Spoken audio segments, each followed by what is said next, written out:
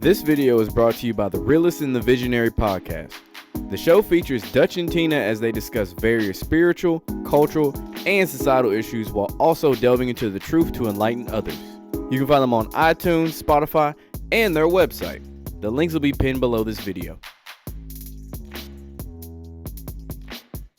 Debris on the racetrack. Debris in turn 4. I'm glad NASCAR didn't step in and throw a bunch of BS debris cautions all day long to try to, make a show out of it. Because of kind of a caution to put a show on for the fans. I mean, that's a good part of this sport is we got to keep the fans excited.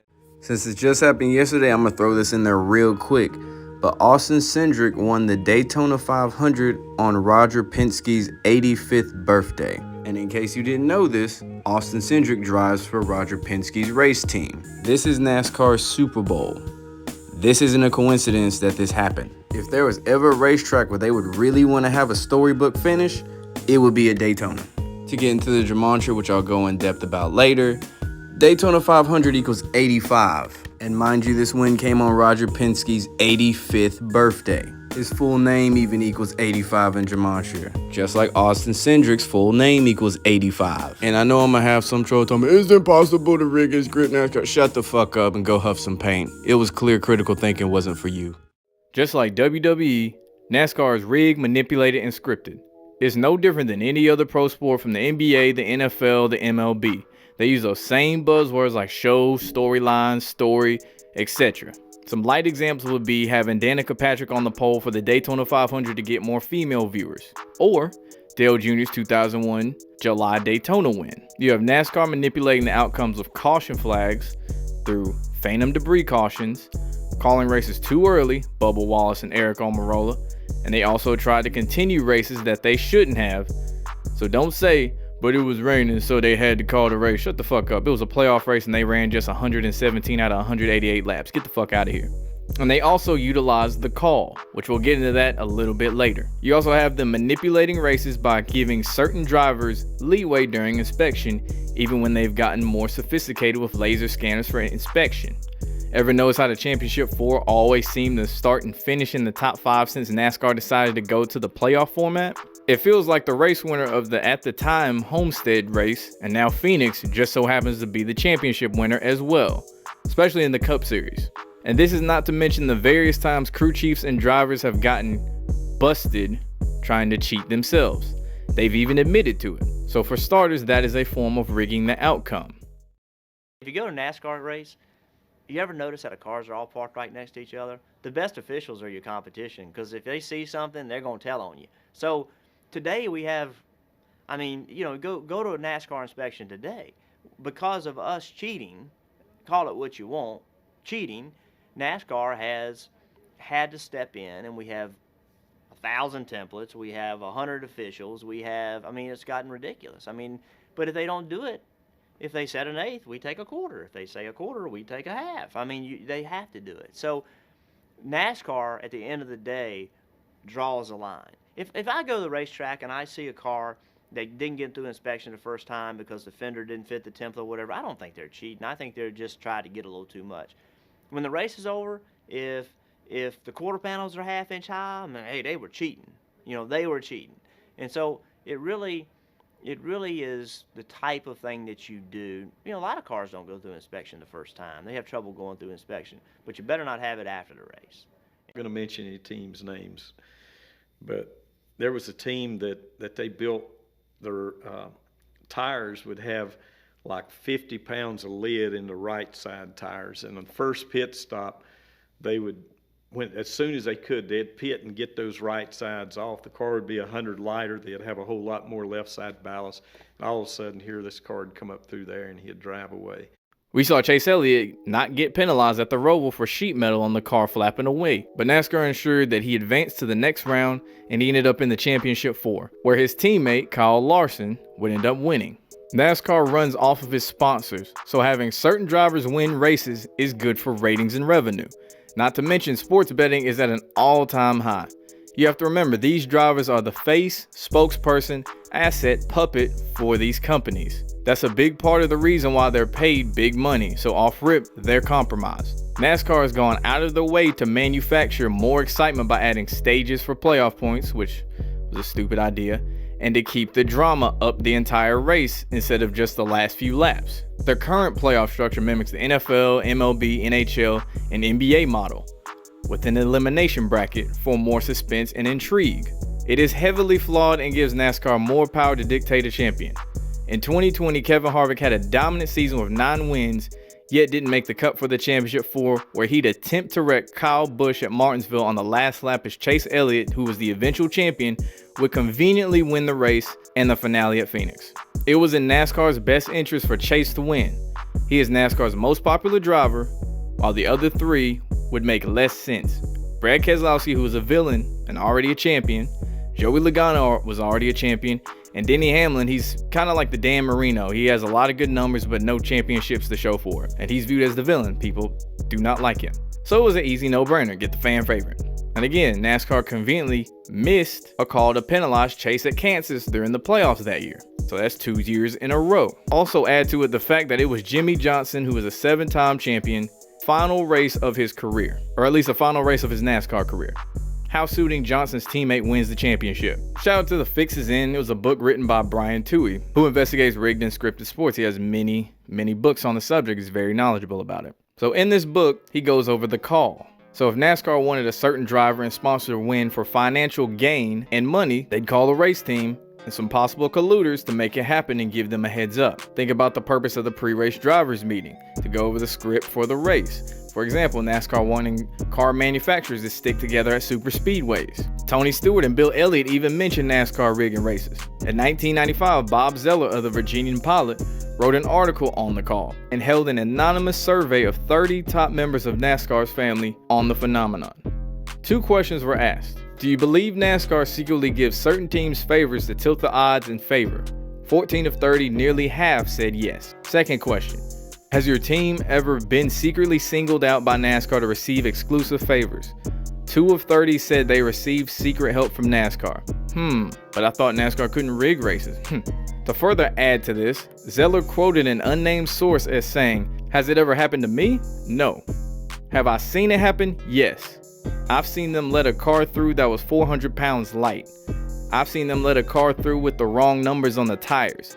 It's the call." Since NASCAR isn't a collective of individually owned teams but a family-held business under which multiple teams compete, NASCAR has the real power to do so for sponsorship money and ratings, like I said before. Richard Petty's 200th win in 1984 at Daytona is a prime example of the call. Ronald Reagan was in attendance, and after the race, it was reported that Reagan gave Petty a wink during the congratulatory handshake. Bill Elliott has even talked about this. Jeff Gordon's Pepsi 400 win in the 2000s was another example. Gordon drove the Pepsi car and they had a promo of Gordon won. Everyone in America would get 2 free bottles of Pepsi Edge. How convenient. Gordon won and started on the pole, while also leading a vast majority of the laps. This is similar to Carl Edwards winning the Subway Fresh Fit 500 at Phoenix in the Subway car. Jimmy Johnson, who was sponsored by Lowe's, dominated at then Lowe's Motor Speedway. How convenient for the race car driver and track sponsor. And during the stint, Jimmy Johnson had 3 Coca-Cola 600 wins, one in 2003, 2004, and 2005. I didn't even mention Dale Jr.'s 2001 Daytona July race, where the 2nd place and 3rd place car made no attempt to pass him. Mind you, NASCAR just signed a new deal with NBC, and this was their first race. There was even a point in the race where Jr. had so much speed without a drafting partner that it just didn't even make sense, and it raised some eyebrows. It looked like that nigga hit turbo. Jr. even said it was 100% all car, so no driving skills was implied there. So his dad dies that February 2001, and now he wins the next race. What a good story. And these drivers know too. Here's 3 more for you. Joe Logano won his 22nd Cup win in the number 22 Pennzoil car at the Pennzoil 400. Jimmy Johnson won the 2007 Cobalt Tools 500 at Atlanta driving the what? Cobalt Tools Lowe's Chevrolet. Again, how convenient. Dale Jr. won an Xfinity Series race at Daytona during the summer, driving his dad's old number 3 paint scheme. Something about Daytona and building perfect storylines.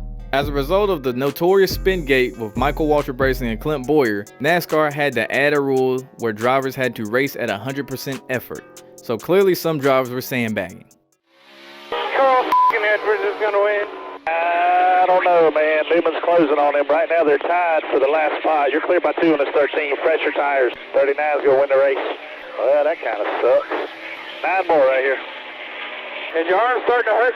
I bet it's hot in there, itching. Oh, yeah. Right with you, 88. Right with you. Right with you. Right with you.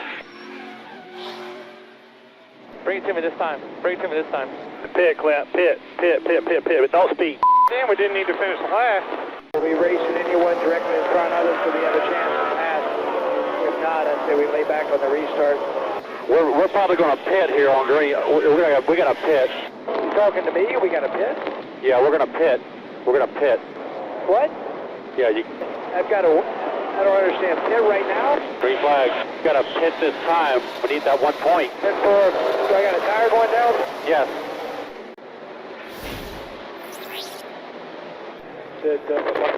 I'll see you after the race, Brian. Oh, you kiss.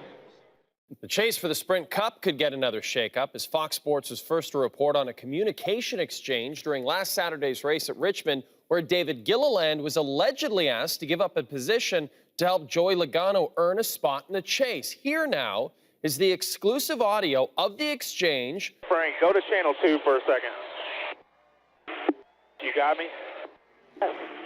Hey, the 22 is requesting that we give him this spot at the end of the race. They said they need it just to make sure that they're locked in, and they said they'd probably be able to help us in the future with whatever, you know, so I'm just running that by you. I didn't want to run it over the other channel. So we can back up that far. All clear. 22 could really use the spot we got, bud. Dave, we're going to have to let this 22 go. He's about a half a straightaway back. He's the only position we can lose. There's 8 to go. He's about a half a straightaway back. Place are we in? P24, you'll only finish P25. 1 to go at the line. Only person we're racing on our lap, make sure I have this correct, is the 22. Correct. We know what we need to do. 10-4, he's right here with me. Sure. In fact, you tell that spotter up there, it better pay big. It's not the spotter, it's the whole committee. The committee knows what I've been asking for. Got the big dogs, Wiggin and all of his cronies. All them, Travis knows what I've been asking for. He's 2 back off of you in your lane. Inside 22. He's struggling bad here.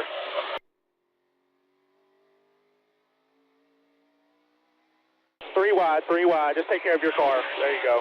Good job, man. Good job. This is not to mention the manufactured drama like the Gordon Earnhardt rivalry, where they both agreed upon participating in it to boost sales and viewership. This seems to have come full circle with the Harvick-Elliott beef. Harvick was essentially Dale Sr.'s replacement on the RCR team after his death, as Chase Elliott was Gordon's after his retirement. I found it odd how that incident transpired, and all of a sudden we see Chase and Kevin going in Chase's hauler. We would later see the villain Harvick wreck at the Roval and get eliminated from the 2021 playoffs. Now here's a look at some race winners in 2021 that were scripted to win. Much like the NFL, NBA, MLB, and world events, it's all a stage, it's all a show.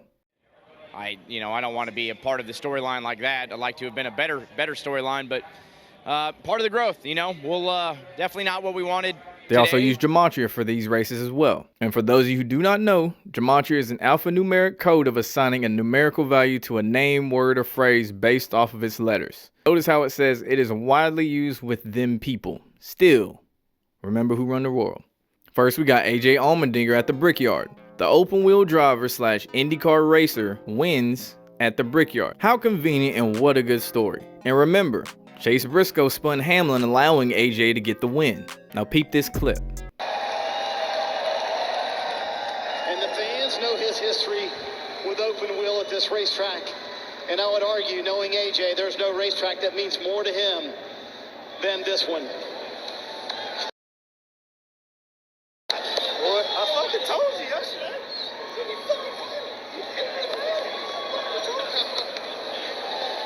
He's almost in tears. Chris Rice, the Hyper Ice Chevy was, so good. It was, we had to fight hard. Robin Miller,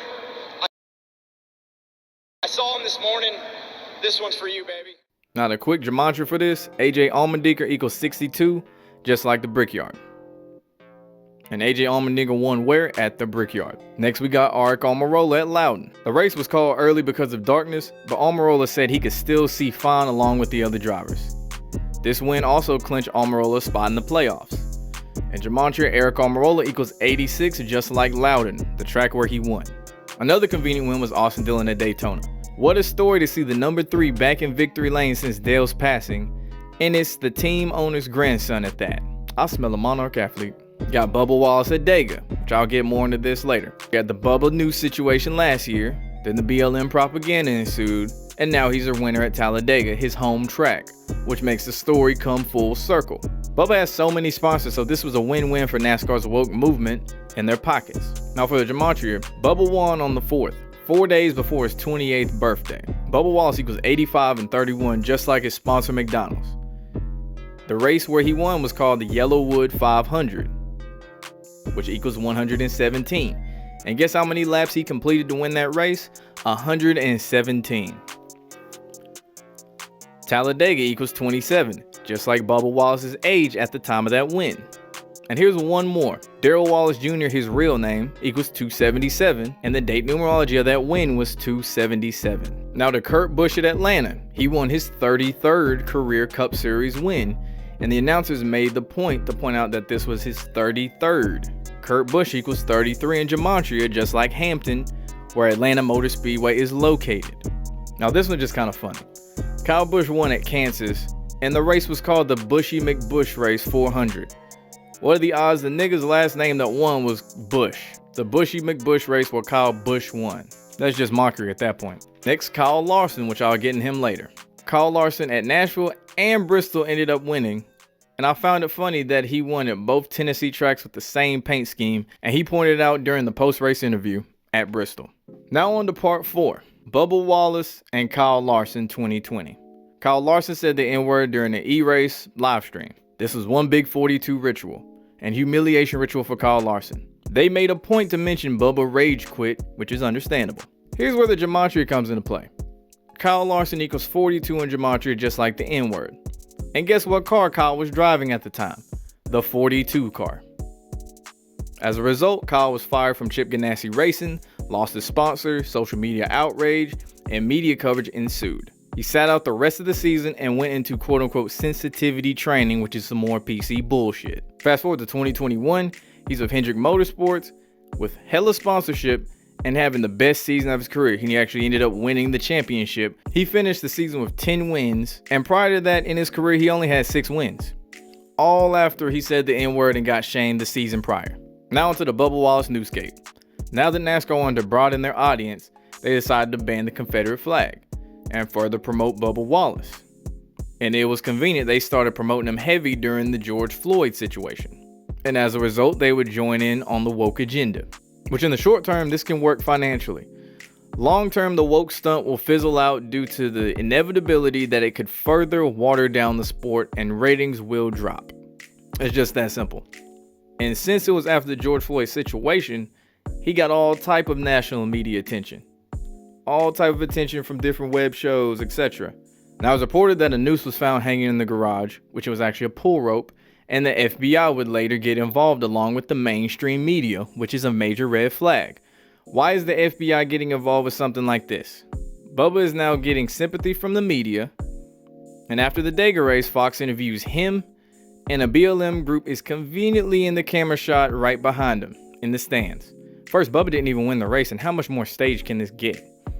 It's obvious what NASCAR was trying to do.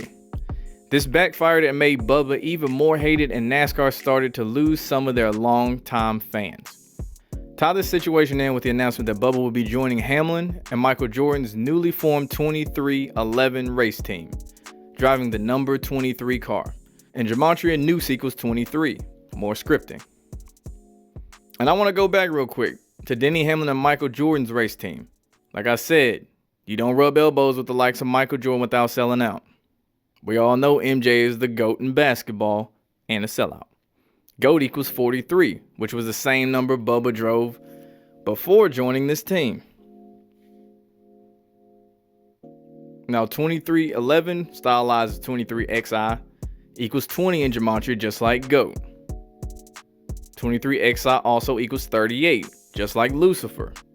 Think about that connection. So this was all planned from the start. NASCAR has big plans for Bubba, He's an MK Ultra asset as well, allegedly. His handler at the time was Richard Petty, whom Bubba got his name tatted on the backside of his thigh. A, that's suspect as fuck. And B, who the fuck gets another man's name tatted on the backside of their thigh? In this second pic, we see Bubba getting Petty's autograph on his arm, showing you again who controls him. His new handlers are Michael Jordan and Denny Hamlin. More so Denny Hamlin. Pay attention to Denny Hamlin's body language and eyes and hand gestures throughout their interview with Gayle King, yet another sellout. Which brings us to this last section. Yes, NASCAR down with them boys too. They have symbolism that most people wouldn't pick up on. For starters, we have the Masonic checkerboard on the checkered flag. It's on the apparel and in victory lane. Look at these two pics. First you got victory lane, and then you got this Masonic lodge. Also notice the Gatorade G is similar to the Masonic G. This wasn't by coincidence. When these drivers win a race and hold their fingers up, no, that's not for number one. That is the Masonic point gesture. You'll also see this gesture as they point towards someone while posing for a picture. This is strategic. We see various celebrities doing the Masonic point as well, such as Rick Ross, and peep the inverted pyramid and Masonic checkerboard on his shirt.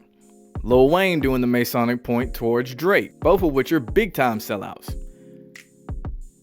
Now we see Drake this time with the Masonic point. And in the occult, pointing the finger away from the body is the sign of faith, while pointing upward is the sign of preservation. We also see these drivers throwing the Murano hand sign frequently and slyly when caught on camera. This hand sign has been shown by various people throughout the years. Now let's see how many drivers I got. Brad Keselowski, Bubba Wallace, Chase Elliott, Jimmy Johnson, Dale Sr., who drove the number 3 car that was red, black, and white. Y'all know about them colors. Now we see the devil horns being thrown up, and no, that's not Rock On. We see Anton LaVey, a whole Satanist, throwing this up. Marilyn Manson, another open Satanist, throwing the same thing up. And here's a few more celebs to further drill the point. We got Rihanna and Gene Simmons, Drake in the Hotline Bling video, LeBron with the 666s, and Travis Scott throwing up the devil horns. Now let's see what drivers we can get. Bubba Wallace, Chase Elliott, Denny Hamlin, one of Chase's crew members, accompanied by the Masonic point. Again, this pick was strategic. Kyle Busch and Richard Petty trying to be slick. Why you think he always wears shades? The eyes are the window to the soul. We also see the 666s from Alex Bowman and Jeff Gordon. Lastly, we have Dale Jr. He was in a Jay-Z music video, and we all know Jay-Z about that Illuminati life for real. Dale even mentioned having dinner with Hov and Beyonce. What did I say about rubbing elbows? You don't become a household name without selling out. Jeff Gordon, Dale Jr., Dale Sr., Richard Petty, Chase Elliott, Bubba Wallace, period, it don't matter. We see Jr. with J. Cole, who's throwing up the devil horns. Here's a pic of Dale, Danica, and Jay-Z yet again. And here's Jr. on Jimmy Fallon doing a Masonic hand gesture. I know a lot of people didn't expect Jr. to be on here because he comes off genuine, but he's a puppet too. He's on NBC, remember? Now one last point. Dale Jr., Kyle Busch, and Bubba were all on I Am Athlete for different episodes focusing on NASCAR. On the episode with Bubba Wallace, Brandon Marshall was rocking cheetah print, and y'all know what that is. I'll leave y'all with that. This has been undeniable proof that NASCAR is rigged and scripted. Make sure you like, comment, subscribe. Thank you for watching. We are out.